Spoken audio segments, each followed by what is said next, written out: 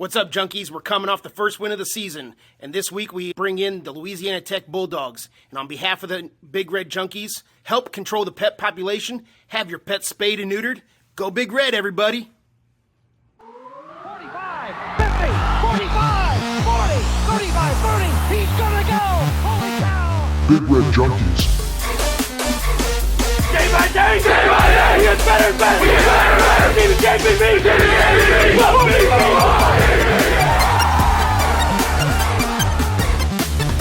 Oh, man, woman, and child, he just turned this stadium inside out!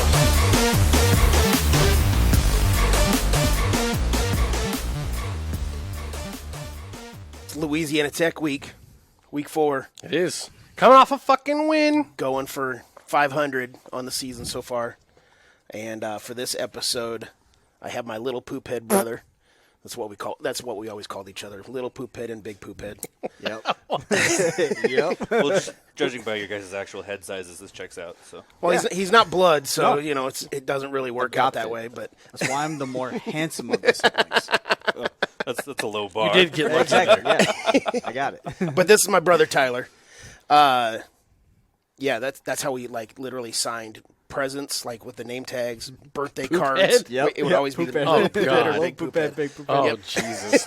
Still to this day, we still do that. Yep.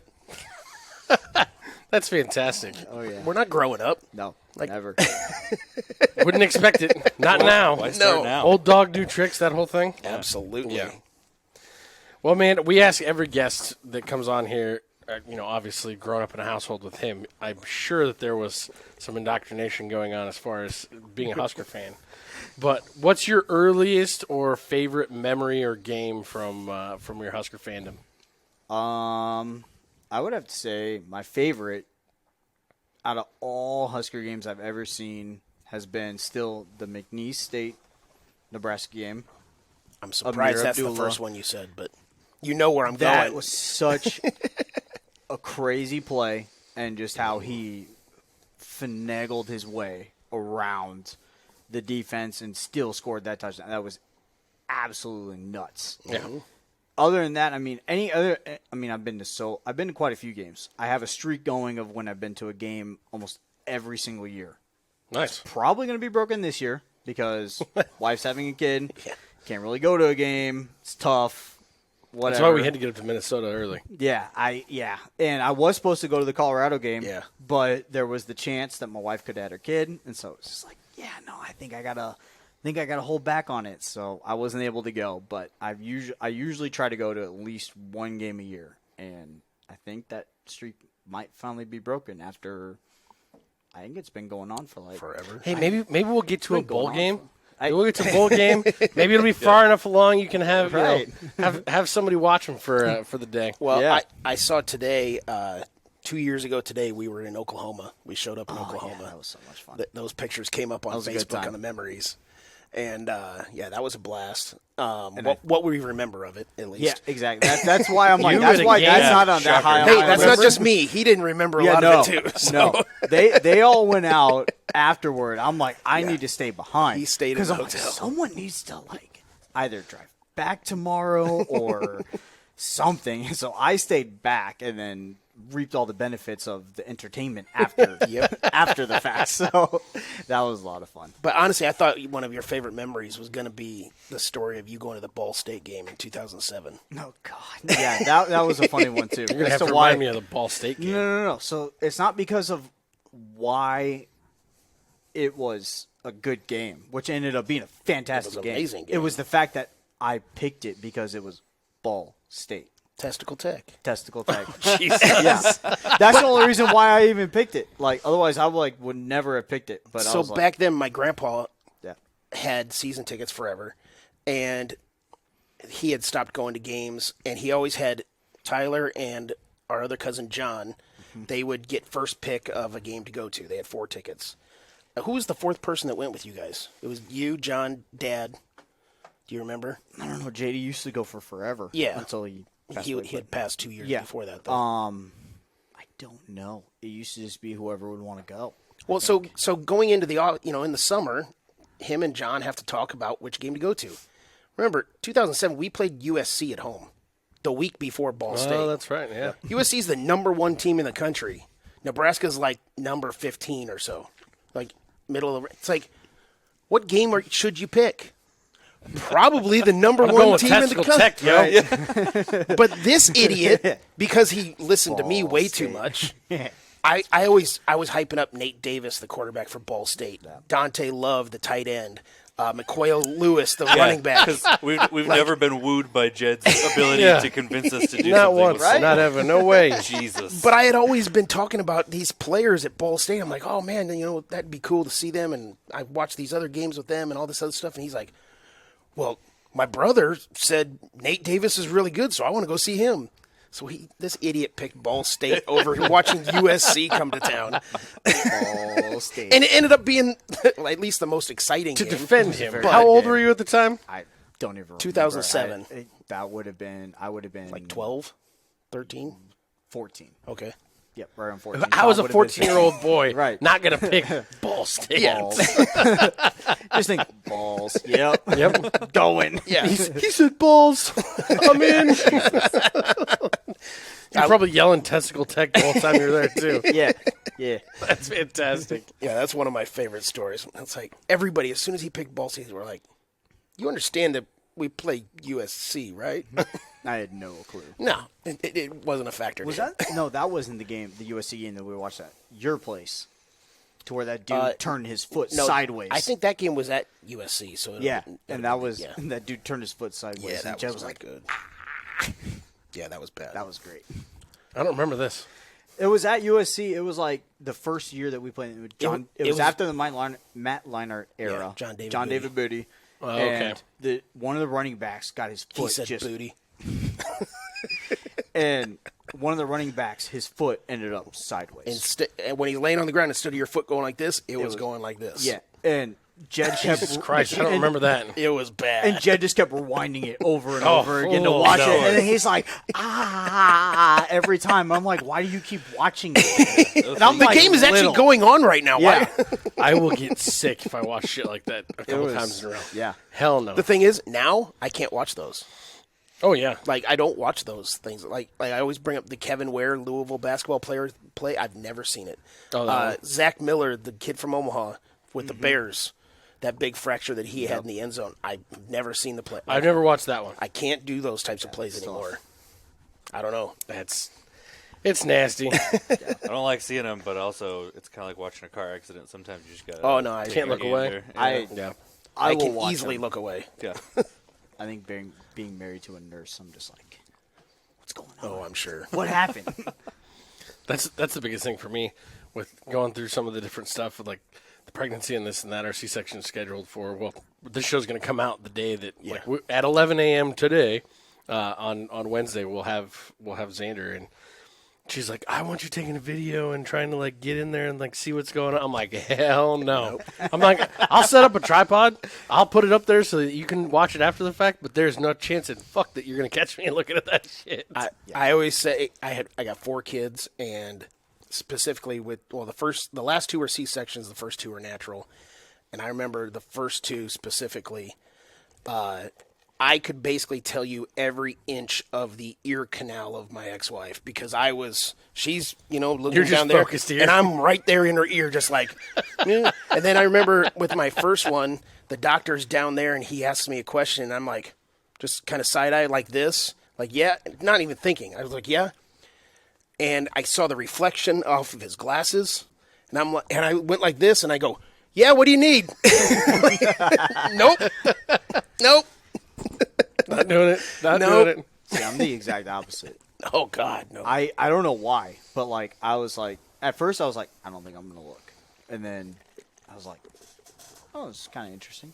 Then just kind of like pop back to my wife. Hey, you doing okay? Yeah, I'm doing fine. Okay, cool. And then just I'm watching down here. Hey, honey, shh, quit being so loud. I'm trying to watch the show. My mom was in the room for my second one, and she was watching, and she's a nurse too. So, not that she was just randomly in the room, but I was like, that's hanging out. an odd thing to have happen.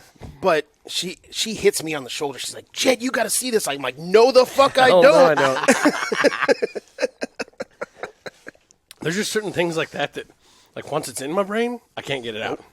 Like, I can imagine what it probably looks like. I don't need to know for a fact. I thought say that was going to be like that. I say a lot of weird shit on this, but I have a line about that I will not say on here. I'll say it off when Oh, we get come done. on, pussy. Just say it. I'll take it out if we need to. I always say, I eat at that restaurant. I don't need to see anything bad. What the fuck? Why couldn't you say that? Come on. I don't care. Come on. We'll leave it in. That's fine. That's fine. We'll leave it in. Now with that, They always say you don't want to know how the sausage is made. It's like, I eat at that restaurant. I don't want to see all the bad stuff about that It's restaurant. like walking through the back of a Chinese kitchen. I don't know how we pivot back to Nebraska football from this I think we just conversation. Well, see, we're filling time because this game ultimately is not going to be that much fun to talk about. Yeah. As impressive as we played last week, there are certain things that I am looking to see in this game just to continue that dominance. The first one I think that has to be addressed is, do we have an actual quarterback controversy? I still say if Sims is healthy, he's the starter.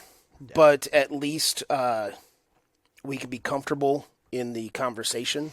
I'm also still a little hesitant on the competition between the two quarterbacks, what they have faced. I'm trying to battle in my head what to really think. I just need more data points, I guess, is what I'm trying to say. Yeah. After watching everything and the way that it unfolded, it's Matt said it multiple times during the game. He's like, he's playing exactly like Jeff Sims minus the turnovers. Right. Like, it didn't look any more impressive. It didn't look any more clean than what Jeff Sims was doing other than the turnovers. And I will say he looked very decisive yesterday. Yeah. They kept the was playbook slow small for him. That's true, but he was a little I was slow gonna bring that up. on some of his action. You know, he took a little too long to decide to run, took a little too long to decide to throw. But when he did, it was there and it was done. His vision on some cuts was a little slow. I think play calling was huge in this game. I've been talking about it on this show over and over again about our offensive coordinator. Call plays that fit the players that are on the field. And I think he did that amazingly well against Northern Illinois. You said you didn't get to watch the whole game, right?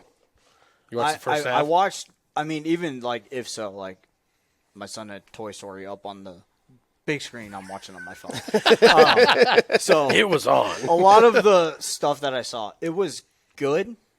The play calling, some of it here and there, I was still a little questioning on. Sure. With certain play off and on, yeah. And I mean, it wasn't. It got better in the second half. And I think it was because they were kind of trying to see what the defense of Northern Illinois would do versus our offense and schemes and everything. The thing that I hated the most was first half, you go down, score a touchdown first drive. Second possession. By the way, shot bet between you two on that, but we'll get to that later. Second possession, just the sheer and utter lack of good, decent play calling in that sense. And also get away from that one Billy Kemp screen that they ran. I understand he's a fast guy. You can run bubble screens. You can run the screens that we used to hate. Yeah, don't disparage Billy Kemp. I He's going to jump know. across the I table. know he loves him. So I know he loves him. And I like him I'm too. about to because I Oh, don't. shit. I'm starting to wonder if that guy can actually get open. Brother fight. He doesn't seem like we've seen it now in 3 different games. He cannot get himself open. It's like, dude, you got to figure out how to get separation and run when you don't have the ball in your hands. But the thing is I wonder how much of that is on the play calling. Yeah, that's a lot What more type of of that routes is are you having him run? You're not going to get that much separation when you're always catching a ball within 10 yards of the line of scrimmage. Right. It's not like running deep downfield where he has an ability to get away from guys. And as we'll kind of get into with Louisiana Tech from what I saw in the few games that I watched, with the way that they run their offense, you got a guy, kind of slacked off you, which is what we do a lot. Granted, we got the quote-unquote Husker speed. Husker speed. But we got the closing gap speed to get in there. And I think with Billy Kemp is if they're slacked off you a little bit, you got those 5 yards, 6 yards, 7 yards, 10 yards off. Run those quick slants. Run those quick outs. Absolutely. Do those things, but they're just not doing that for him. Also, he does more of his magic when he has the ball in his hands. Yeah. Except for when he's trying to get open. Right. So, like we were talking about in the Colorado game, he had that little 5 curl, and then he got an extra 15 yards. Yeah, but you have to be able to get away from any of the backs or anybody who's covering you in order to get those balls, because we don't have anybody that's throwing the ball accurately enough to thread a needle. He's not getting himself open enough is what my point is. He's simply disagree. not. I think that's completely a scheme thing. You can't. Okay. I think some of it is. Play calling is play calling. If you're going to run a route and get yourself open, you got to run around and get yourself open. That's what it's going to be. But anyway, this is not a Billy Kemp show. This is Louisiana Tech show. It could be a Billy Kemp show. Well, then what's Matt doing here? No, I back to the quarterback stuff. We started talking about that, a possible controversy. Where is the fine line between Jeff Sims has played tons better competition, and Haarberg played very well against Northern Illinois, but I don't want to diminish that, but at the same time, I don't want to prop him up like he played this great team, and that's why he played so well. We're not trying to recap the other game right now, so I don't want. Well, I was talking about going forward. That's what I meant by that. As far as the controversy, I don't know. The quote unquote controversy. I'm not trying to create the defense for Colorado really that much better than the defense for Northern Illinois? Took them double overtime to beat. I would Colorado think that they State are better, night. but yeah, but marginally, you think it's that much of a difference that we can't get a better look at our quarterback? I don't know. The biggest thing that I saw, that's why I'm asking the question. I just don't know where the delicate balance is there. The biggest difference that I saw between the way that he's played and the way Jeff Sims has played so far is he looked like he knew what he was doing. He looked like he was confident in everything that he was going to try and accomplish.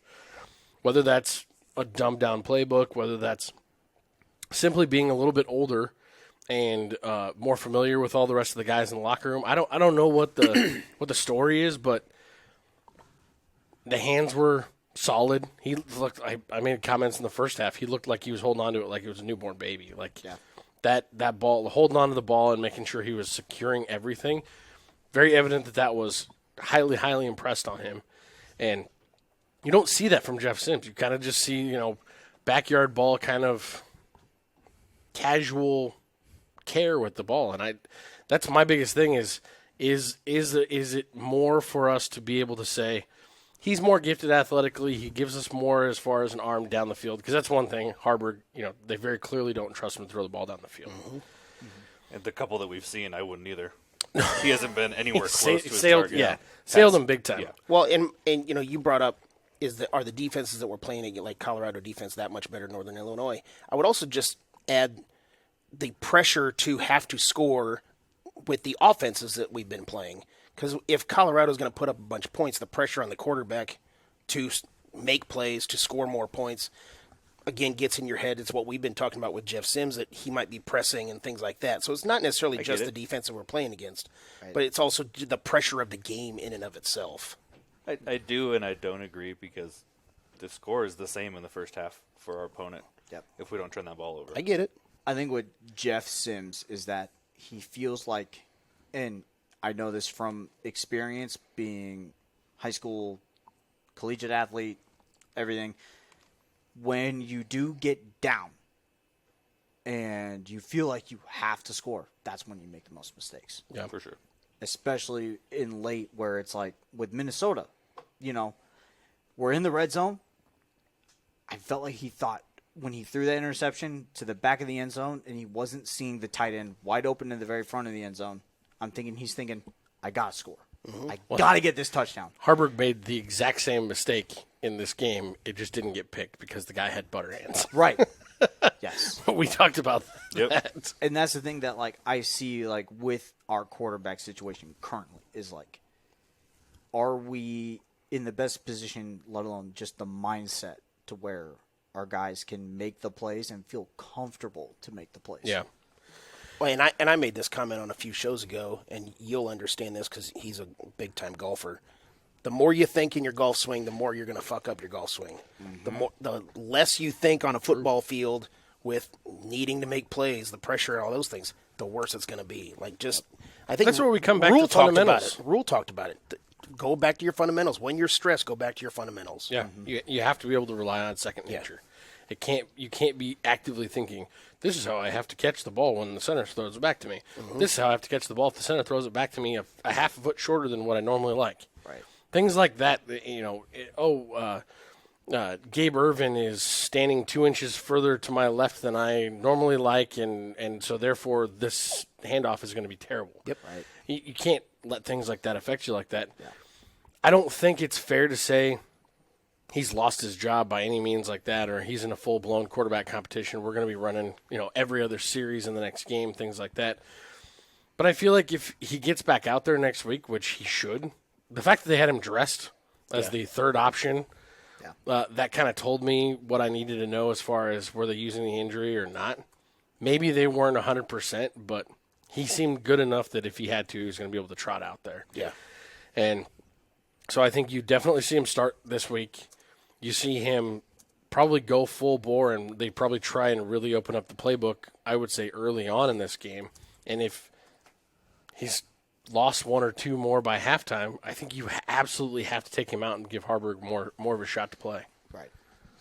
Could it be a scenario like we've seen in the past against other opponents? Like Missouri did this a lot back in the day with Brad Smith and Chase Daniel and stuff like that, where it was literally first drive of the second quarter, whenever that is, the backup's coming in to play that drive. Like scheduled when the guy's coming in, just at least for a drive, see what happens. Well, that's what I just said when I don't think you can use an injury to open up a quarterback competition. Mm-hmm. Like you can't go to Jeff Sims' confidence is already rattled as fuck right now as it is. Yeah. You go to him and say, well, okay, you're going to get the first quarter, he's going to get the second quarter. This is what we're going to do. Mm-hmm. You go to him and say that's a demotion. You think the pressure is bad on him just playing the game? Now he's also playing for his spot? That's awful. Yeah, I think you have to play it by ear as far as we're going to open it up. We're going to go right back to you running everything full bore. And if you continue to fuck up, we're going to have to pull you out, man. Mm-hmm. Not to mention, your team needs a captain. Yeah. You got to have one guy driving the bus. Yep. Yeah. Now that's going to be tough. I don't foresee it being liked well by the fans, especially if he comes back in and it's a tight game in the first half and he's already lost a couple against Louisiana Tech.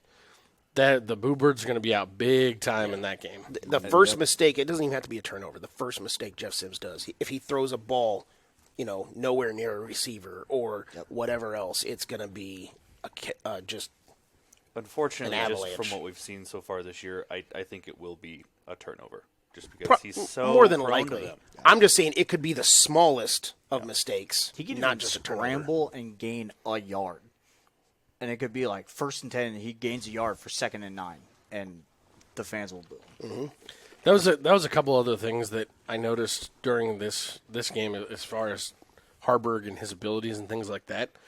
It's very clear that he's been told this is what you're doing, and he does not want to deviate because there were multiple times in that game that he had half the fucking field open to him, and he's quick. If he'd just taken off, easy first downs. There was one that he tried to hit Fedoni 2 or 3 yards before the sticks, and Fedoni ended up dropping it because he tried to turn up field ahead of time. But it was like, dude, all you had to do was run it out, and you had a first down. Instead, we're going to the sidelines to punt. Mm-hmm. Yep. Things like that, I think Jeff Sims, especially just having already been the one for so long in college football, he's used to things like situational things like that, and those are things that a lot of casual fans that are going to be really loud on social media over the next week aren't thinking about. Yeah. But I don't envy the coaches in their decision. no, I mean, because it's tough. So another controversy that I think might have crept up a little bit this week. The running backs looked very different. Mm-hmm. Anthony Grant looked great. And his dancing actually paid off for once. Some of that's probably because they were a little bit slow. Yeah, well, and I think the main thing with that is in some of the things that I've seen, even the past couple weeks, is that some of the guys try to hit the hole so quick, and kind of like in even like just noticing certain things like in the NFL and across all aspects of college football. He's got that short delay. If you just kind of like let the hole develop or see what's going on in front of you, then it can kind of work. And that's kind of what our offensive lines seem to do more of in the previous game is that they were doing that is that like he was waiting for a line to develop the hole and see like, okay, is this going to be plugged up? Okay, yeah, okay, let's bounce it out. Okay, let's cut back. Something like that. Yeah. And just doing all those things. And when he was getting tackled, he was holding that Oh, thing. yeah. You could covering tell he's been doing tons and tons Yeah. of ball drills. He Tons was and tons. covering I bet it. his arms are bruised as shit. And and then when he bulldozed that dude, that was great. I was You want like, to see a dead body? yeah. He's like, yeah. Well, Jed had already been sending us texts of other major hits across college football yesterday. Yeah. And then we had 2 Mississippi or 3 State of our one. own in that game. What? Mississippi State, LSU. The LSU one, yeah. God. And then the South Florida running over the Alabama guy. Yeah. That was a bad look. Yeah. That was a bad. And people are going to bitch about, oh, Matt Rule didn't pick a good quarterback coming in here. Blah blah. Nick Saban is. There's no argument. Nick Saban is the greatest college football coach of all time. Absolutely. A lot of people don't want to hear that. Tough. I don't give a shit. Tough. There's no doubt should be no doubt in anyone's mind he's the greatest coach of all time. And guess what? He's had to bench quarterbacks mid-game. He's had to bench quarterbacks. They went through 3 quarterbacks this last game. Yeah. Yeah. These problems exist outside of this small little it's tiny not. bubble that No. it seems like half the fans only pay attention to Nebraska stuff. I just, for the life of me, people need to shut the fuck up and back off of Matt Rule. Just back off and let him do his job. I agree. So, Louisiana Tech, Yes. what fun stuff do we have in store? I mean, they got a second-year second-year head coach. He's from the Mike Leach tree, so they like to run it or throw Air it raid. and throw it and throw it and then throw it again. Sonny Cumbie, I loved watching him at Texas Tech. Although all those Texas Tech quarterbacks were all fun to watch because they throw the ball. Is that their coach? Yeah, That's their coach, Sonny Yeah. Cumbie? yeah. They've got some good names. Oh, yeah. They got a transfer quarterback, played 4 years at Boise State. He was okay. I think he was better early at Boise State. Then he had some injuries and stuff like that. He had an injury in his 4th year. Yeah. There, from what I saw. He was on and off last year. Yeah. The weird thing is, so far this year, he's a slow starter. That's what I've noticed in the games that they've played. They played 4 games because they played in week 0. Yep. Oh, wow, okay. Yeah. Like his numbers, his split numbers between first half and second half. His second half is like over 70% passer. First half is like 60, which it obviously isn't terrible, but still, it's like he's so much better in the second half. Like he needs time to get warmed up and get going. They've got a really good. We all, of course, love DeColdis Crawford, at least the name. We were excited about him, though. He's a 4-star guy. Yeah. He transferred to Louisiana Tech, but he's not playing. He's got like 2 targets on the entire season so far. Yeah, he's got the warmest spot on the bench. I wonder if they'll put that in all of his commercials. Have you, by the way, with his commercial that he had up here for that SOS heating and air? Yeah. And have you heard the new ones? They've got Nash Hutmacher on them because his nickname is the Polar Bear. I was going to say, I think I saw something about a polar bear commercial or something like that, but I haven't seen it yet. And I think I won't get the exact quote at the beginning, but at the very beginning he says, "It's not the coldest anymore." And then he goes into the shut up. Yeah. We're gonna have to put that one on the Twitter. Yeah, that's what he says. It's not the coldest anymore. We got the polar bear here, and blah blah blah blah. That's really funny. That's really funny. It's really funny, but they do have a wide receiver that is so weird because they've got DeColdis and then they've got Smoke Harris. So they've got DeColdis with Smoke. I don't know, but this guy's a little guy. He's Darren Sproles basically. He's 5'7", or at least he's listed at 5'7", which means he's probably 5'5". Wow. He and Billy Kemp should get along. Billy Kemp probably towers over him. Yeah. He looks so much heavier than I don't know what his weight is listed at. Like or 180. anything. He looks heavier. Yeah. He just he's got 180 on a gun. 5'5" or 5'6" I frame, know, though. and that's still He's that's basically heavy a as fire hell. hydrant. And just watching it. Yeah. And I have watched roughly a total of 2 games. I've watched the first half of the SMU game, the first half of their last game that they just played against North Texas, and the entire Florida International game. He's quick. Yeah. Yeah. But a lot of the routes that they're running with that guy is quick slants and that's it. Oh yeah, And he he's doesn't in catch the slot. He doesn't and catch he's- anything beyond like 15 yards. Yeah, no. He's in the slot, and he's, as much as I hate to bring it up because I know it's a soundbite, the Wes Welker type. Quick slants. Patriots reference. Well, go ahead. Yeah. He was all He's over the place. That towards the end kind of his career. guy, very much like just, I'm going to line up in the slot. I'm going to run quick little routes, little 3-yard slants. That's it. That's all he does. And because the middle is open a lot of time in those situations because they are a very pass-heavy offense, and they'll have maybe one running back in the backfield, 4 wide receivers out, maybe a tight end. I was going to say, lined they've up. got to be pretty spread out. Very seldom do they have a tight end lineup. Tight ends are, I think, very seldomly used. Most of the time it's wide receivers. Maybe they will run the ball. The few games that they have won, they have run the ball successfully. But it's like, that's because that's working. Yeah, Other than in that- that first game of the year against Florida International, he had 11 catches for 155 yards. Yeah. With a 64-yard touchdown in there. And then Bachmeier, So, yeah. Bachmeier, the quarterback, threw the ball 44 times Yeah. in that entire game. And they ran the ball like a total minus sacks or anything else. They ran the ball like maybe like 11 times, 12 times. Yeah, something like he's that. got 24 catches on the season so far. He had 137 in the last 2 years combined. So Wow. I mean, he's Yes. by far and away their Gotcha. go-to guy. Yep. What is his number? 6? 6, yep. Yeah. And they've found a way to work. Although it. you don't really need his number, it's the little guy out there. Yeah, Like- you can't Just miss look him. for the midget. It'll be Look fine. for the short guy with like a big stocky body. That's him. Like, no, he's very obvious out there. yeah. And, I mean, they run a very, like you said, very pass-heavy offense because come off the Mike Leach type system. But in the few games that I also had seen, because I was just looking up their stats, everything, when they are running the ball and they're running it effectively because they use like 3 or 4 running backs. Wow. A few of them are injured, so I think it was like 2 of their starters went down with an injury, so I haven't really been using them. So I've been kind of going running back by committee. But in the North The Texas scary part game, about that is their leading rusher has almost 100 yards more than our leading rusher. right?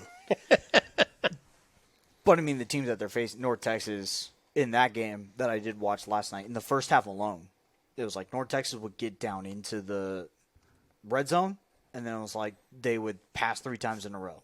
And Oh, it's wow. like, you're running the ball because like they gave up. I think one running back had over 100 yards. Wow. Why aren't you running the ball? Well, Pound it, and they also used running back by committee. They had like 3 or 4 or 5. I think they even ended up having like 6 or 7 running backs playing. Wow. It's like, why wouldn't you just run the dang ball in that sense?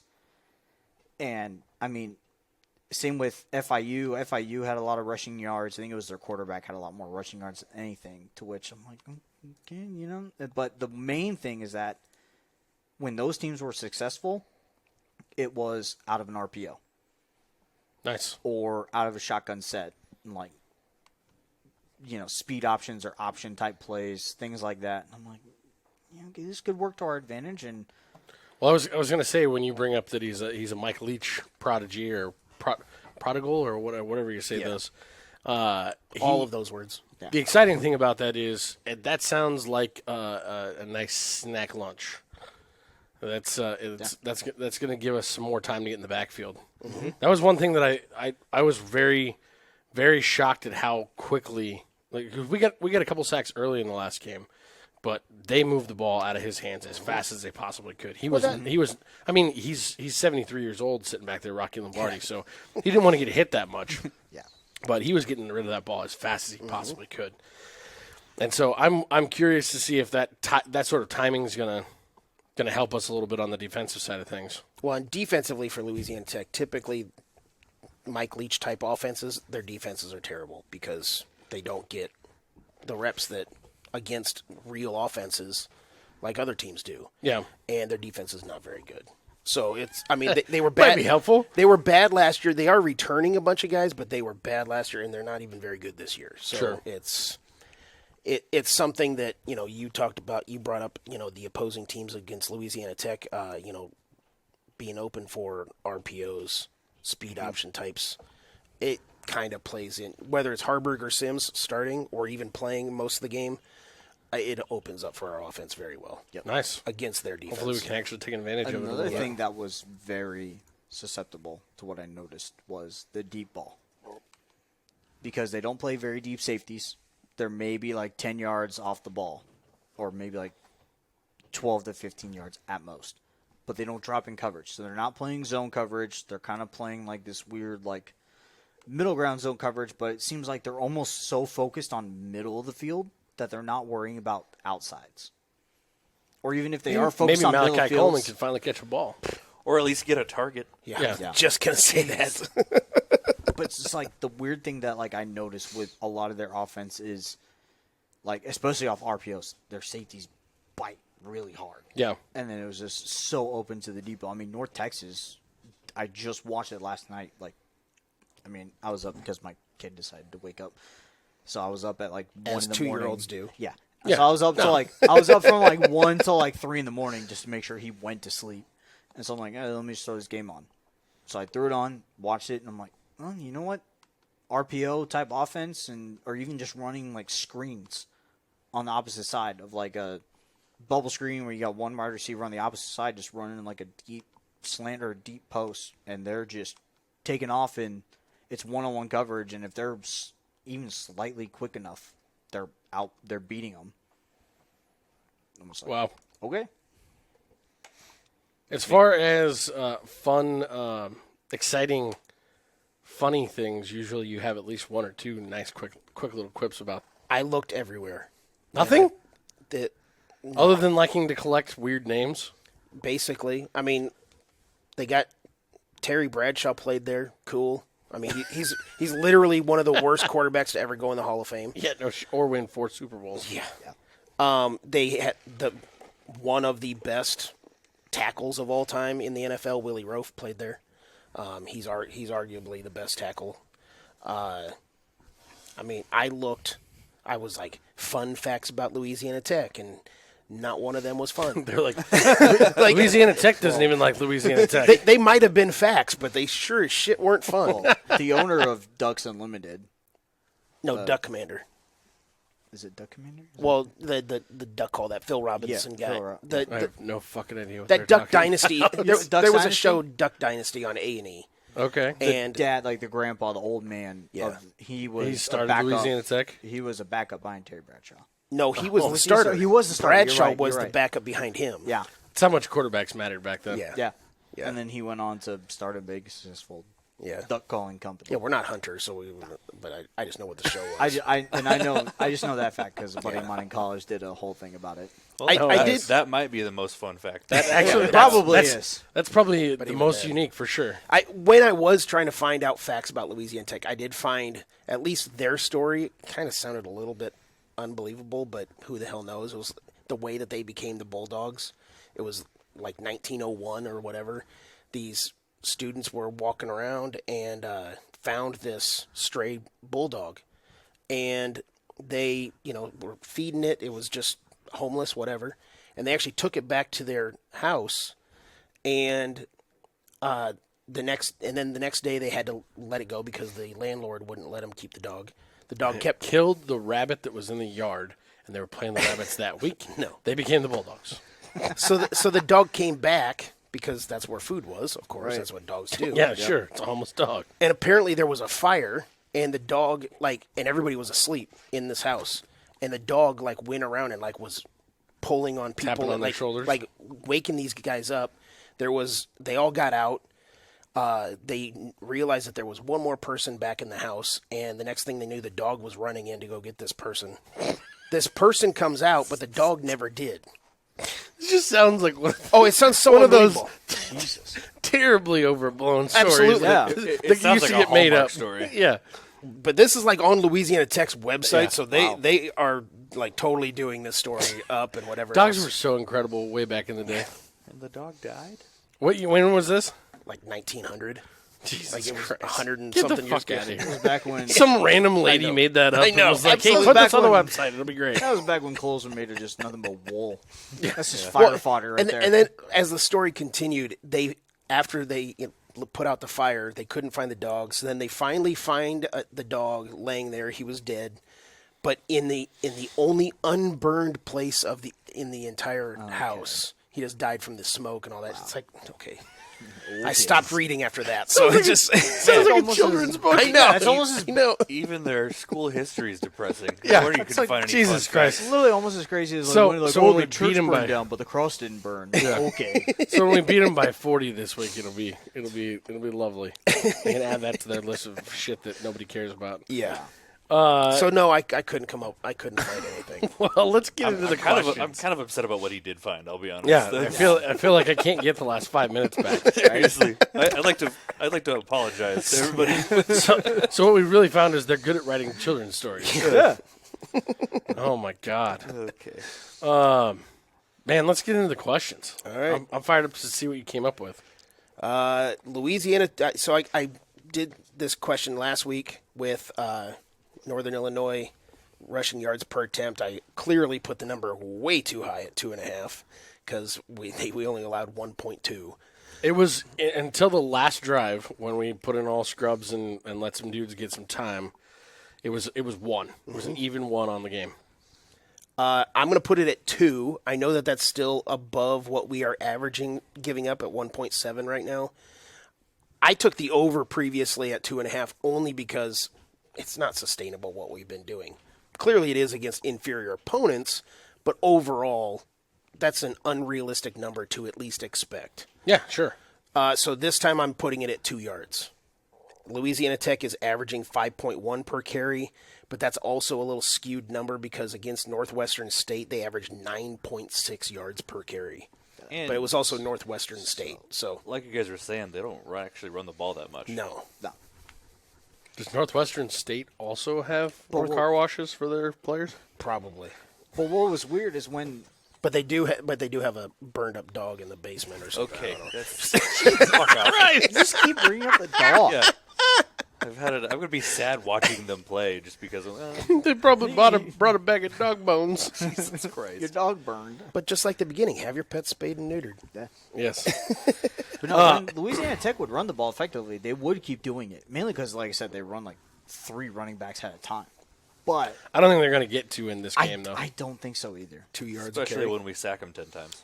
That's Yeah. the main thing. Is that It's I don't it's know going to if they're wind gonna up. want to I do mean, maybe there'll be some more garbage time type stuff given up to them, but I feel like even if you set it at 2, I'm going to take the under. That's the number. It's more of a prove it for me, just because, hey, prove that you can run the ball. It doesn't. I mean, a Mike Leach offense is not going to be running the ball a ton on Nebraska this week when they're probably going to start down. Mm-hmm. Plain and simple, I just don't think they're going to keep up. They're going to have to throw the ball. Yeah, I'm taking the under too. I don't see them running it that much to begin with, and I think our defense is going to eat their offense alive. So I hope so. So I'm also going to take the under. But the main reason is that from what I watched, Louisiana Tech's offensive line is not very good. No. It is like, with the way our offensive line played last week, or defensive line, I should say, with the way that they played last week, I like the odds. Unless if they can do very much of like a Minnesota type offense where they can get out quick, but then it's like, which I think in that case, and what we started doing more, and what we've started doing recently, defensive line just throwing up their hands. You notice it like crazy in the Northern Illinois game. The amount of times I saw an offensive or defensive lineman just throwing their hands up, like, oh, we're not going to get to them, let's throw our hands up. They run like that quick screen out, and we had a linebacker or a corner blitzing off the side, and just they're throwing their hands up just to get in the way a little bit. Made a world of difference. For instance, you saying that Louisiana Tech's offensive line is not very good. They are giving up an average of 7.25 tackles for loss per game. Yep. That's why I'm like, So, I'm Yeah. perfectly fine with taking the under on this one. I'm going to, again, just take the over. I don't think it's going to be much over that if it is. But again, 2 is a lot to ask for. I know what our defense has been doing, but 2 is still a lot to ask for. So I'm just going to play the odds and just take the over. Question number 2. They also could run it like 3 times and get 3 a carry. And True. Yeah. Number 2 is your question for your boy. Again, total punt return yards by Billy Kemp. I lowered it back down to the 14.5. I think you should change it over to scrimmage yards for Billy Kemp. Maybe next week I will. It's too late to try to look it up now. So Fair enough. Fair enough. Yeah, we'd just be pulling a random number out of the air at that Yeah. point. I need to know more about La Tech's kicker, though. they average 42 yards per punt, and they've allowed 4 returns, 2 in 2 different games, and they had like 19 yards returned total in those 2 games. The other 2 games they had 0. The punt return game was good, but again, look at the opponents that they're playing. You gotta take it with a grain of salt. He's kind of because he's not. I think he's from Australia. He's one of those Australian punters. Does he do like rugby style? Kind of, yeah. Okay. So it's kind of one of those like, he's gonna kind of come off and just boot it like, weirdly angled sideways, backflipping, whatever. He does backflips when he punts it. He might. I don't know. I didn't watch that closely. I was like, oh, they're punting. Okay. And The camera panned off of him too fast. Yeah. No, I mean, he's not terrible. He's, he understands, how to hit it to the angle and avoid the person returning it, whatever. Gotcha. But a lot of the punts I noticed were really low line drivers. So it's like, could he get under them quick enough to just get a quick return before the coverage team gets down there? Or That's what I felt like couldn't happen in the game yesterday. Was he just had no time? They weren't punting it far enough. Yeah, and none of they were all high enough in the air that they had plenty of time to get down there. And that was the thing is like I think they were in the Northern Illinois game. So they were just punting, with the wind. Whether like they were like, we're punting against the wind. It's not going to get far. Just hit it as high as you can. Sure. And then okay, we're going with the wind. Just boot it as far as you can. Just hit it up in the air and it'll go. Sure. Our team will get down there, kind of thing. So I don't know with this one. This one's going to be tough. Well, what's your answer? I would take the under. I'm going to take the under. I don't know with this one. It's going to be tough. Under.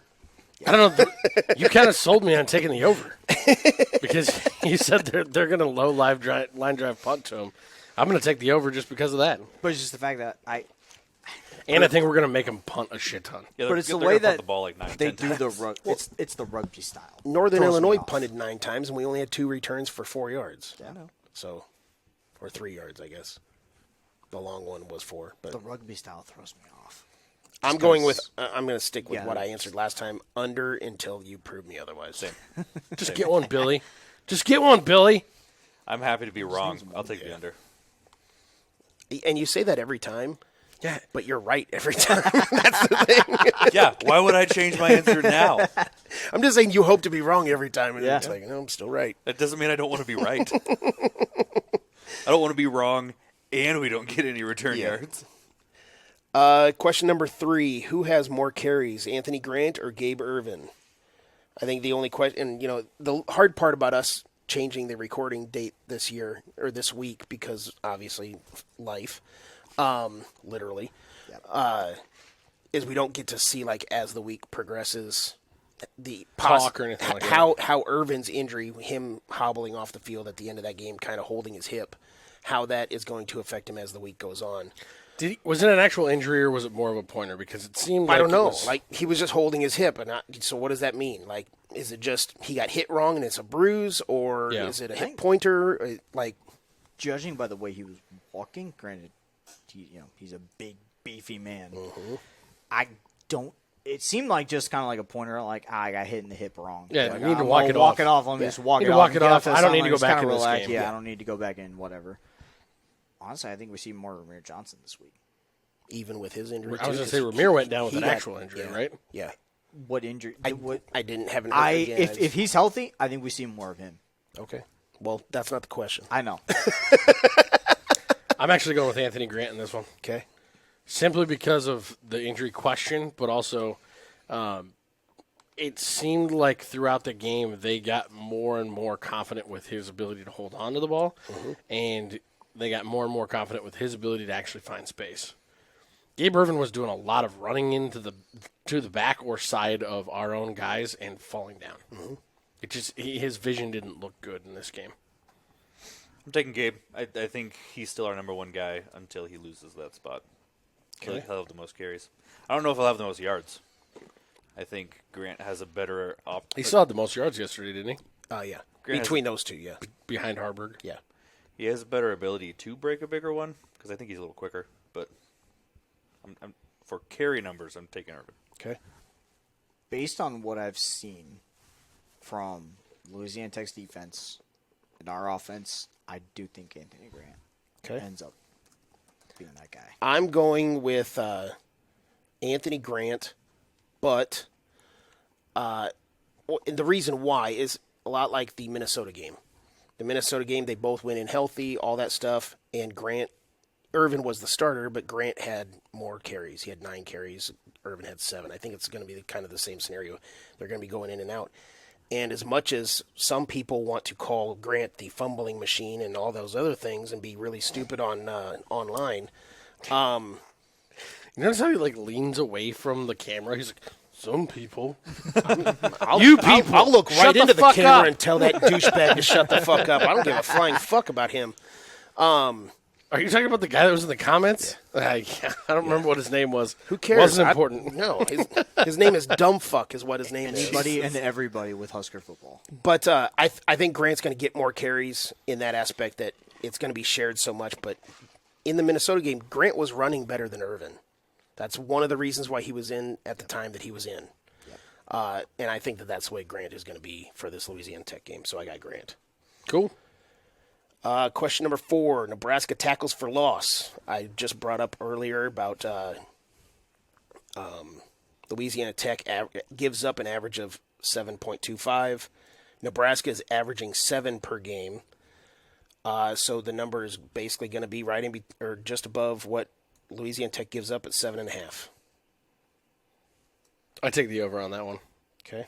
I take the over on that one. And I mean, we are averaging 7, but it's a little. You're good. It's a little inflated because of the 11 against Colorado. The other 2 games we had 5. Sure. So, that's totally fine. Like I said, with this style of offense, the air raid attack like that, they're not going to all of a sudden switch to throwing everything 1 or 2 yards out, which is what essentially Rocky Lombardi had to do last night to get rid of the ball. He was throwing the ball to dudes that didn't even have time to get their hands down to grab the ball. He did not get help from a lot of those wide receivers because there were several drops in that game, but a lot of that had to do with the fact that he was rushed on everything he was doing. Going to do the similar thing to them, but they're not going to. They're not built. That offense is not built out to throw anything short. So I'm going over on that. okay.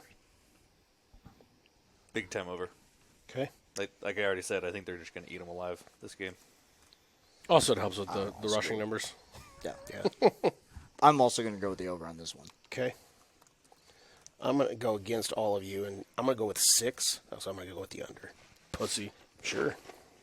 Shit, I think we could even get to 7. It's still the under. So Yeah. That's fair. Question number 5. Louisiana Tech total offensive yards. 249.5. We allow 286 per game. They are averaging 406, which, you can kind of hear those numbers and be like, why the hell do you have it at 250? Well, again, our number is 286, but it also is inflated with Colorado's 454 that they had against us. Right. Yep. And Louisiana Tech, they are averaging 405, but they only had 260 against Southern Methodist, SMU. Yeah. So, when they actually play a real opponent, they were way down, and I would assume that we have a much better defense than That was the game that SMU. I was looking at to look at everything. Yeah. I was doing the same. I'll absolutely take the under on that. I think we hold them, like I said, in the last game we were keeping them right at it was 81 yards or 82 yards total offense prior to the last drive. Yep. And we basically just let them march down. I had before the game started, I had actually sent in a group chat of mine with my handicapper league, 35-3 was the score, and that last fucking touchdown, I was like, I had it set up to reply and be like, "Suck my dick, bitch," and then they let him score that touchdown, and I was like, "Come on, motherfucker, that would have been perfect." Yeah, that last drive was kind of disappointing this last week, but the rest of the game, our defense is so fast against teams like this. I don't even know if they get to half of what your total is, so I'm taking the under 2. So even if I would put it at, say, 200, you would have taken the under? for sure. Okay. Based on this style of offense that they're going to run, I really, really, really hope we can see a couple more picks. Yeah. That question might be coming up in a bit. It was really disappointing to see that they didn't take time to review that play, but also They had no angle. I was going to say it was there was also no very angle for disappointing the lack of cameras that Fox was providing for that one any of those replays. down the It's line fucking angle terrible. that we needed. How do you not was have a sideline non-existent. camera like that, though? Because Like, it's on FS1. It's not on Big Fox. Yeah. That's why. Who cares? Pick it up, motherfuckers. Just saying. Tyler, what do you got? I got the under on that one. Okay. I think we get to the quarterback quite a bit, especially with this 3-5, even with we do the blitzes, whatever, the packages. Because this defense has proven to be so confusing for people in terms of guessing where rushes are coming from, where blitzes are coming from. It's been phenomenal for us so far, and it's done wonders. I didn't even think we had to use that much as far as confusion goes in this last game. No. We were basically rushing a straight 3 Yeah. or 4 for the majority of the game, and they were getting there constantly. Ty Robinson was getting back there. Between Robinson and Hutmacher, it was they were like getting their offensive line was so beat up by the end of that game, it didn't fucking matter. Yep. I really don't want to go have all of us agree, but I kind of have to agree. It just, you've already said it. Northern Illinois was probably the better of these two opponents. And to watch how dominant we were this past week, it makes me feel like if we're just going to continue to push and we're going to continue to grow, you have to see even more dominance in this game if they're the lesser opponent. Yeah, So, if we miss on this, I would think our defense took a big step backwards. I mean, yeah, there's or they a part have of me. fucking like superstar NFL draft pick wide receiver out there. Well, I think if they go over, then that like Smoke Harris, he's going to have like a 60-yard touchdown. Yeah. I think that's the way that they go over that 250. Question number 6. Turnover margin for the game. I'm going to have the option as a push. I'm just going to put it at even. We were at even in the Northern Illinois game, 1-1.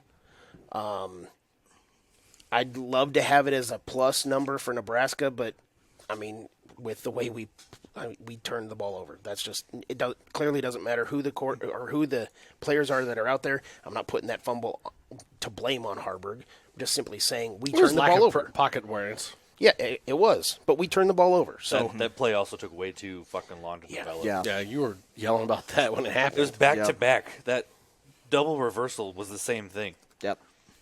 So Louisiana Tech is at -1 on the season. Nebraska is obviously at -6 on the season.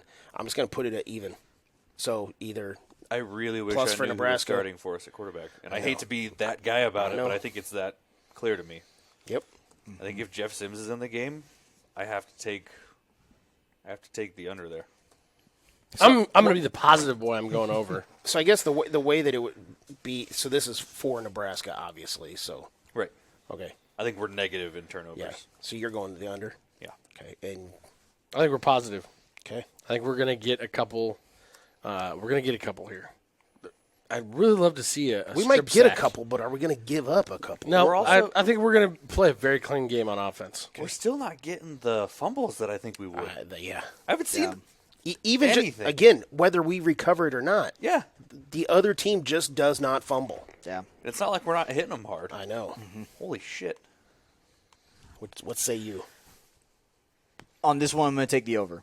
Okay. Just because I think, kind of like in the Colorado State game and other games recently that I've watched with football games, I think we're going to get enough pressure on the quarterback. We're going to force him to make bad throws to get the ball out quick. I don't think, from what I've watched with him, when he's pressured, he does not make good throws. He makes very bad throws, and if you get and he tries to hang into the pocket just a little bit too long, just because he's very much a Mike Leach type quarterback. And I like what I'm hearing. sit in the pocket. I like to throw the ball. I'm going to throw the ball. I'm not really much of a scrambler because, I mean, if we do, then he's going to be tackled for loss much like a Rocky Lombardi. I think it's very much like last week where we're going to actually get a couple interceptions this time instead of dropping a couple. I'm just going to pick the weird one and say push. It's going to be even. You can't pick a fucking push. Actually, you can because that's one of the options. No. I actually We'll go one way or the other. I really like it because it has to happen very specifically that he gets that correct. So Whatever. It's a cop-out. he puts himself at a loss by picking a push. It's a cop-out. Question number 7. Go to the thing that you referenced a little bit ago. Nebraska defensive interceptions. I had this question last week. I'm going to keep it at the exact same number. 1.5. Louisiana Tech has thrown 3 on the season. Nebraska should. Well, I mean, I don't want to say should have had 2 yesterday, against Northern Illinois, but because that one was probably out of bounds, maybe in bounds. Who the hell really knows? Because we couldn't see it. No. Not definitively. It actually, to me, it looked like his foot came down inbounds. Yeah, I don't know. So I'm going to put it at 1.5 for Nebraska defensive interceptions. Over. We literally just talked about it, so I'm taking over. Okay. I'm taking the over too.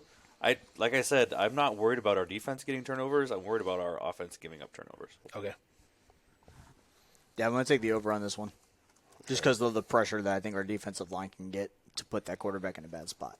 Especially with how much they like to throw the ball, there's going to be more opportunity. In the first game alone against FIU, he threw the ball 44 times. Yeah. Jeez. Well, my question is, I think they averaged like 31. how is a their game. speed at wide receiver? Is their speed going to be as good as our speed on the back end of our defense? Smoke is fast. Yeah. But is he that fast? See, and this is We where are I fast. wouldn't know if I'd say he's fast more so than quick. Yeah. He's got good, very much like I can run these like 3-yard slants, 5-yard slants quick. That's it. Yep. Outside of that, I don't know. And with the way, and the main thing that I've noticed with this year, with Nebraska's defense from last year to this year, is the gang tackling wears on those offenses. Oh, God, yeah. Especially last night. I mean, just think about how many times we saw those guys and that little number 8 wide receiver for Northern Illinois. How many times did he drop a ball that he had in his hands because he was so scared to get hit? And you know he's gonna, and he knows he's gonna get gang tackled. There was one that if he had just held on to the ball, he was gonna get to say hi to his great grandma. Nice. Or the dog from Louisiana Tech. Yeah, he was gonna be hanging out with the dog in the basement.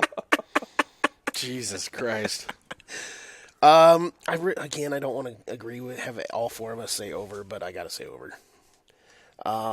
Question number 8. Nebraska third down conversions on offense. I'm putting the number at 45%. We are averaging 44.7%. We were 57% against Northern Illinois, which is great. And Louisiana Tech. We did not start the game at 57%. No. Well, It was. We were like. it'd be weird to start the game at 57. Yeah. We were like 1 for 8. 1 for 7 or 8 to start the game. Yeah. I mean, it was looking rough, but that's something else I was saying. I really want to see in this game our offensive line take a step forward. They need some positive momentum. We need to see Teddy Prohaska get out there. We need something else on the left side of our line. I don't care who it is. I don't care which position it comes in. The left side of the line's been bad. Yes, it has. Period. And it looked bad. The second half, they were worn down enough that it was more of a conditioning and a sheer athletes and Yeah, we were number just of guys leaning to on throw it at at that it. point. Yeah, Sometimes so too the second half looked way better in Northern Illinois game, but the first half, the left side of the offensive line was still just getting absolutely clobbered by Northern Illinois. Yeah. We just and Rule, he prefaced the game by saying, "Hey, their defensive front is good." He said their defensive line is really good. They're talented. They've got some dudes up there. Fine, whatever. That's still we still shouldn't be seeing nearly every single play someone running almost free from the left side of the line. It's terrible. It needs fixed. Well, and I don't know if you noticed, in the times of when that happened, one of the times that I noticed was that the line shifted entirely because that's just the kind of play that was being run. You're talking about when the right guard pulled and didn't get there in time? Yeah. Latovsky? Yeah. But then if you notice that's the times that when the left side line was not that great. No, he was not he was as in bad at right as guard not in the one great. play I'm talking Well, about. the few of them that I've seen when the right side of the line and when the right side of the line and the left side of the line has not been great has been when they've switched someone out. I don't know. Corcoran's been terrible all year. Corcoran has not been great. Corcoran's been terrible all year long. Piper has not been terrible. Ben Hart got beat on a couple last night that I'm like, dude, that's just lazy play. There were Kick your some leg that back were and get the really fuck bad. out there. There's There no were reason some for you that to be were getting really beat. bad. But the Yeah. main thing is what I noticed, like a lot of times when the line looked extremely discombobulated is when they took out like a core part of it. Like we had the same starting five starting, and then when they switched out, like they switched out Piper a lot, and they switched out Noli or whatever how you say his name. Noli? Yeah, Yeah. they switched him out for that Litovsky, and I'm like, why are we switching out? Well, you got to gas. You got offensive to line? give guys breathers and stuff like that, especially when we're putting together, 8-minute drives and things like that. But I'm still like, okay, then just, run a quick out, run quick passes, do this kind of. There's certain ways that you can slow the game down that can give your offensive linemen like a little bit of a breather, more so than what they were doing. Mainly Yeah. because Satterfield was running these stupid long these stupid long plays that were drawing out. You kept talking about it. I lost my shit. Some of them last were night just watching like, that. why are we doing this in this situation? I scratched my Double head. reverse with the fastest player on the team in Tommy Hill, not even getting out of the backfield was so confusing to me. Never was an edge. It looks like never. And he never even got up to speed. No. Yeah, it was very odd. All right, so third down conversions for Nebraska's offense. What do you have it at? Third down conversions. Oh boy! I'll take it over. 45%, which is basically right in the middle of what we average and what Louisiana Tech allows. The more that I think about this game, I think that we're going to see Jeff Sims come back and play a really clean and efficient game. God, I hope so. And so I am going to take the over on this. I think that it's also going to hit basically just mathematically because we're not going to have that many third downs. Okay. I think we'll have a lot of short third downs because I think we're just going to lean on them this game. Yeah. So I'm taking the over too, but I also think we're going to be converting a lot of 3rd and 2, 3rd and 3, maybe less. Okay. Third, you said over. Sorry. Over. That's one thing. That's one thing too that I think in this past game that got frustrating in the first half was we were trying to get cute on 1st and 2nd downs a little bit, and we were putting ourselves in a 3rd and 8s. And one time I think we were in a 3rd and 12 because of a penalty, something like that. There were certain things that it's just like just stay on schedule. Just stay on schedule, especially against a lesser opponent like this. And if Louisiana Tech's defense isn't as good as Northern Illinois', there's no reason we shouldn't. Yep. I'm going to take the under Okay. because I don't think we're going to have that many third downs to try to convert. And when we do, it's going to be from, as much I hate to say it, because what we've been doing lately, stupid penalties. We're going to put ourselves in a bad spot here and there, mainly, hopefully, because we've got some newer guys in there that are just not quite understanding of it all, and so we'll be fine. That we're not going to have that many to convert to begin with. I would really hope that we don't feel the need to be cute, like you said.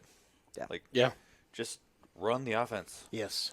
You don't need to do a bunch of crazy plays. We definitely don't need to do any more double reversals. No. I'm just saying. I'll stop it. Well, if you're going to do it, tighten it up. Clean it the fuck not up. even that. I actually saw a really cool one on the Lions game earlier today. I've never seen a play design like this. I'm going to have to go back and show it to you. I'm sure it's posted all over social media, but it was fucking neat. They had a wide receiver in super tight on the left tackle there, and it looked like a standard pitch out to the running back where Goff was going to run out just a little bit and then throw it out to him. Ended up, he looks like he's extending his arm to throw it out long, and I don't remember, Amon-Ra St. James, like basically just takes a step back so Goff can run in front of him. Looks like he's going to throw it out. And he literally just like, slip, dumps right here, and St. Brown went and ran it all the way in. It was awesome. It was a cool play. A lot of people are going to be copying that one. I'm going to go with the over because I think that there's a chance that we could have the same number of attempts on third down, which was 14 against Northern Illinois, and I see us at least getting 7 of those. So Yeah. talking 50%. Yeah, seems easy. Last question I got. Because we're not sure on the Sims health, all those things, I'm going to say how many quarterbacks play for Nebraska at 2.5. 2.5? 2.5, because I think that if the game goes the way some of us might think, as far as we kick their Purdy ass. might get some opportunity. Exactly. So maybe if Sims plays, whether he gets hurt again or whatever, or they do a little shuffling with the two guys, Wouldn't it and be then nice to be if up- we go up big, and then Purdy comes in. So I'm going to put it at 2.5. Wouldn't it be nice to be up like 28 or 35 to nothing at halftime, and then it's just the Haarberg and Purdy show in the second half? That'd be great. That'd be fucking fantastic. That would be nice. I'm going to go ahead and go with the under because I think 1.5 is too easy to say that there's going to be two quarterbacks I playing. feel like there will That's most why. definitely be two quarterbacks in the game. I think That's there'll why I be- said yeah, 1.5. I think there will be two. I don't think I Okay. don't think we're going to see three. So you're going with the under, Matt? No, I'm taking the over. I don't want to Okay. agree with him on all my questions. Have you been agreeing with him? It's on been a lot. It's been a lot today. I'm very uncomfortable about it, I'll be honest. Okay. Tyler? Yeah, I'm going to take the under on this one. Okay.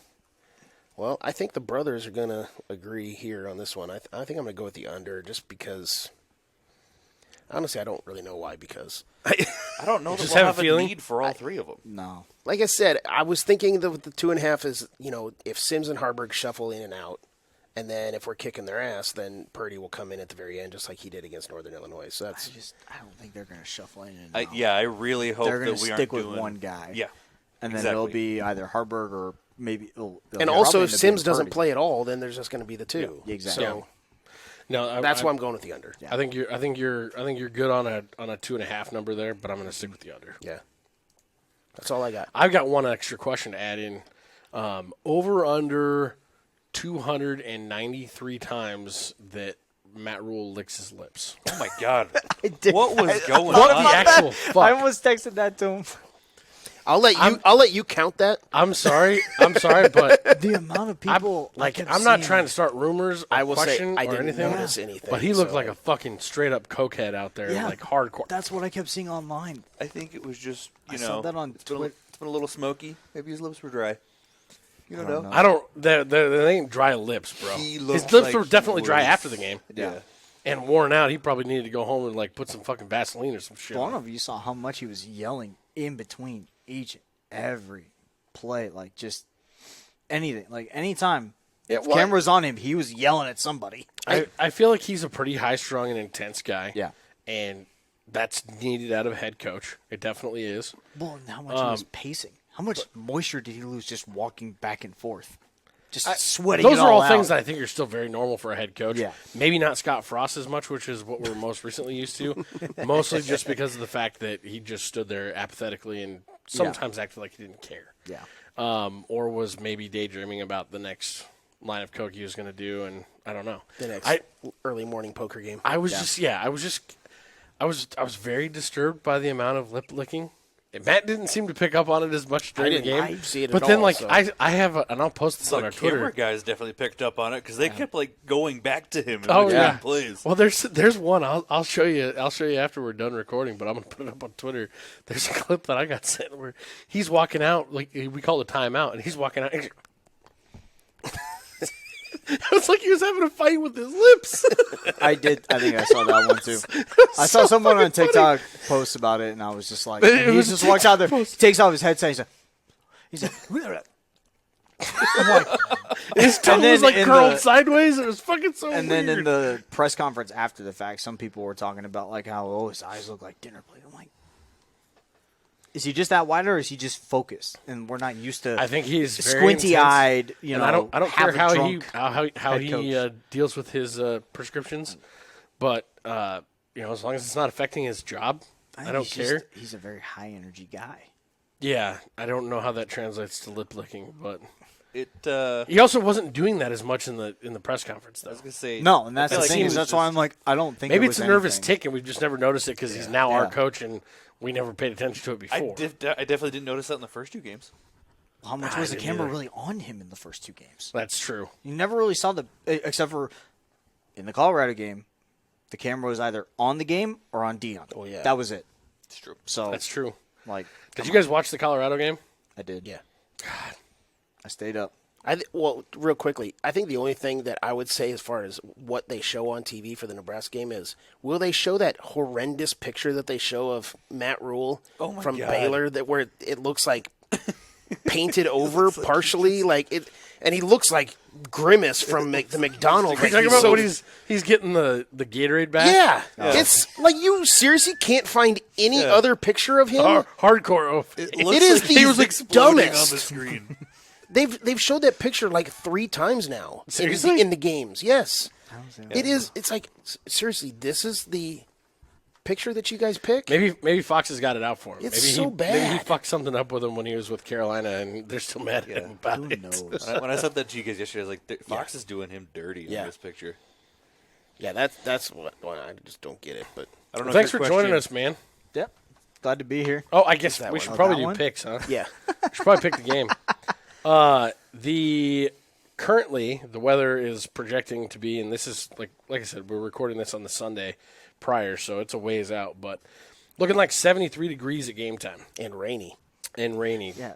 2:30 kick on BTN. I didn't even think we were going to be on BTN this year, but it is a BTN game. Currently, the line sits at Nebraska favored minus 19.5. So we're looking at a solid 20 points there. We do not have an over-under on here. I'm guessing it's saw it. probably somewhere in the neighborhood of 59 to No, 62. it's in the 40s. I was just looking What? at it. Yeah, We hit the over on the Louisiana last Tech. game. We did 48 and a half. Without the touchdown. touchdown. 48 and a half. Yep. Wow. I am taking the over. I'm hammering the overs. The overs are getting hammered hardcore by me. I think we score at least 45-ish, 42 to 45 on our own. I know we put up 35 last week, and that seemed crazy. We had several long drives in that game that I feel like if we can bust a few, if this defense is actually worse than Northern Illinois, we'll probably bust a few and have some quick scores in this game. So I'm definitely taking the over. I'm taking Nebraska, huge. I think it's going to be a very similar score, probably somewhere in the neighborhood of like 47 to 10-ish is kind of my projection there. Oh yeah, I'm definitely taking the over on the total. I mean, that's just not even really a question. Yeah. I think the score could like literally be the exact same score that we just saw against Northern Illinois. I mean, I think that they will put up probably double digits, maybe 10 points, 14 points. Louisiana Tech, that is, of course. I'd like to say that we get to 40, but considering how our offense has been, I know we played really well against Northern Illinois, but just saying that we're going to get to 40, kind of just like that. The only reason that I'm sounds saying it- dumb, but The only reason I'm saying it is because I think Jeff Sims, like I said, does play. I think he does have an extremely efficient game. I think if we get to 40, it's, maybe just another touchdown, so we get to 42 Sure. type stuff. But I think it's going to be high 30s at least, and then maybe 14 points for Louisiana Tech. So yeah, we win big. I don't see them scoring that much. I think 42 to 3. My 14 is more of like a garbage time touchdown, kind of like the Northern Illinois game. If it's down to a garbage time touchdown That's what I'm type s- thing, yeah. I don't think that happens again because I think Rule was a little bit pissed off that they decided to go down and score that touchdown. Yeah, well. And then he was calling timeouts and stuff like that. I get it. You're doing what's best for your team. Yeah. You got to give something to build into next week. Exactly. And I didn't think it was poor sportsmanship by any means. It was no gaming or anything like that. If Rule really didn't want him to score, he would have kept the starters in there. Exactly. Right. What I was going to say was I think it was already too late. You're not going to run the I'm starters just, back out I'm there. just saying, but- like, you can't really be that pissed off if you ran you- the second guy. I think you might see that happen this week. Is not give them that opportunity. If we've got a goose egg up there, or if we've got them, held to a single field goal or even 2 field goals, we're not going to give them the chance to go down and drive on us again. I don't see that because he looked visibly upset when they scored that touchdown. So I don't see a garbage time touchdown. I'm seeing more of a they're going to break one, like you said with this smoke guy or the speedy midget. Sonic the Hedgehog, whatever it might be. You mentioned. I don't know. I feel like we'll fuck something up and they'll break one, or we'll give them a fumble 6 in the end zone or some shit like that. Yeah. But I don't see a garbage time touchdown happening again. What do you got for the game, Tyler? I think we're definitely gonna hit the over. I think our defense is really gonna hammer in on this quarterback, and there will be a fumble. Like it's not gonna just be something as simple as hit him or shoe tackle, whatever. I think because this quarterback likes to sit in the pocket, Yes, he does. it's gonna be hard hits. Just different things are gonna. I think there's gonna be a lot of tip drills. because the guy's getting hands up in the face, even if they like to do this, those quick passes. Hands are going to be thrown up. There's going to be lots of tip drills hopefully off of their wide receivers into our guys' hands, hopefully leading to a pick six, something like that. I'm not 100% sure, but I know it's definitely going to hit the over. Nice. I think with what you said, I think they're not going to have to worry about feeding Nash Hutmacher dinner this upcoming Saturday because he is going to eat. Love it. Love it. If you haven't yet, if you like our content, smash the like button, subscribe. And this may be the most unbelievable night in Cornhusker football history.